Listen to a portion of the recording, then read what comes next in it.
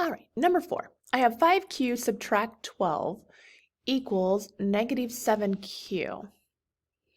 Okay, now I'm going to be solving.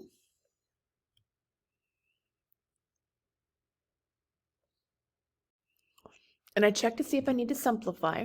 So 5q subtract 12 on the left. Well, again, that's a variable and a constant. We cannot add and subtract those, so we're going to leave them alone. And on the right, I only have negative 7q. So there's nothing to simplify on the right. Up next, I need to check to see, are my variables together? No, I have 5q on one side and negative 7q on the other. So I need to move them together. Now, because this side over here, my right side, just has negative 7q, I'm going to move the 5q over to see the negative 7. So 5q is a positive, which means I'm going to subtract 5q. What I do to one side, I do to the other.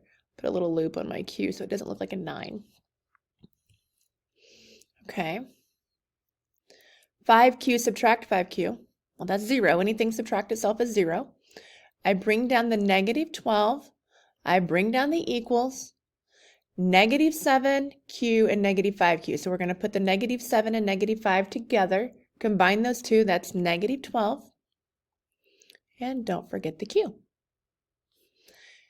Now I'm still solving for q. That's what I want all by itself. That's what I'm trying to isolate. And because these are next to each other, the negative 12 and the q, remember next to each other, that's just like the little dot there, that's multiplication. And I undo multiplication with division. I'm going to divide both sides by negative 12. We have to stay in balance. So negative 12 divided by negative 12 is 1 equals, and negative 12 divided by 12 is also 1, but that'd be 1q. And remember, we don't write the 1 in front of our variable. So here my final solution would be q equals 1.